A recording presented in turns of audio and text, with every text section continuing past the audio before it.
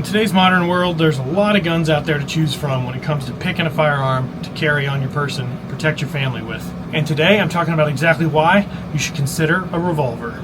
How's it going, guys, and welcome to another episode of Coffee Talk. My name is Chad and this is the Hopeful Homestead. You're out here in my little tiny cabin with wheels right now, parked at my family's little campsite that we have that I built out here on our 21-acre homestead. And in this series of videos, I like to sit here in my cabin and talk with all you guys about all the hard things in life. I like to think I'm talking to all the husbands and dads out there, connecting with you on all the things we got to deal with as we're just trying to make it through life. And this is actually going to be part one of a three-part series I'm doing, talking about why you should consider a revolver in today's world.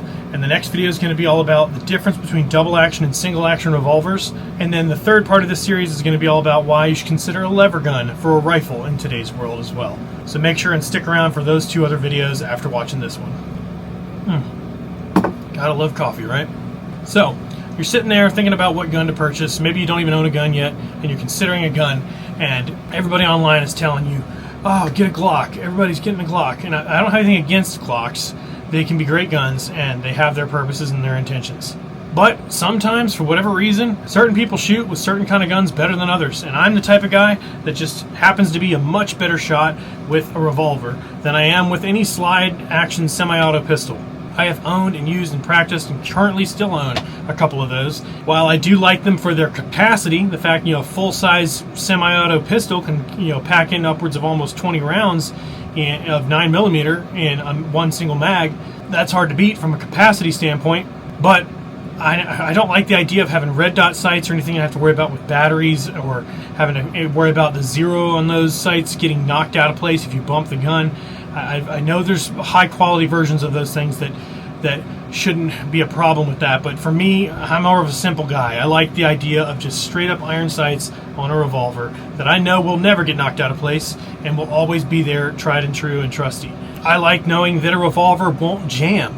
I've countless times at my own shooting range out here on our property been shooting with a semi-auto pistol and got jams. I feel like on average, about every mag to every other mag, I'll have at least one round jam. Specifically in pocketable pistols that are smaller semi-auto pistols, they jam easily. And that could be a life and death scenario where it doesn't matter how much ammo you have in the mag if the second bullet you're trying to chamber jams and you have to clear that. It's just too... I've had it happen too often to justify wanting to carry that kind of a firearm. Meanwhile, every time I've fired a revolver, it has never jammed one single time because it doesn't jam. Revolvers just don't jam. You can count on all 6 rounds or however many rounds the cylinder in your revolver holds firing. And if you have a dud round, so it's not just about whether or not the actual bullet gets jammed, like in a sideways position trying to chamber around, that can happen on a semi-auto gun. On a revolver, even if you have a dud round with a dud primer that doesn't go off, with a semi-auto pistol, when that happens, you can't keep pulling the trigger. It's stuck until you clear that dud round out by racking the slide, which takes 2 hands and takes a chunk of time to do, and causes you to lose your sight picture, lose your sight acquisition, and so there's a lot of problems with that. Whereas with a revolver, if you have a dud round, and again, this thing is completely unloaded right now, if you have a dud round and you fire and it doesn't fire, you just fire again, and the next round chambers up and fires no problem. So that's another perk of a revolver. And additionally, if you didn't know, semi-auto slide action pistols require that the actual slide not be depressed in any way. So if you are up close and personal with a threat, which actually the vast majority of personal attacks in America are up close and personal, if you're being attacked and someone's on top of you or trying to tackle you or something, you have the ability to draw your revolver and press the muzzle up against their body and pull the trigger, and it will fire. Whereas with a semi-auto, a Glock or something, if you're pushing that up against the body and it pushes that slide back a little bit, the whole mechanism for firing the gun won't work properly. So that's another advantage to a revolver. And another advantage is that revolvers are tried and true. They are trusted platforms that are just reliable. They will last a lifetime. They're typically made of all steel, metal, wood. You're not going to have to worry about dropping this and it breaking.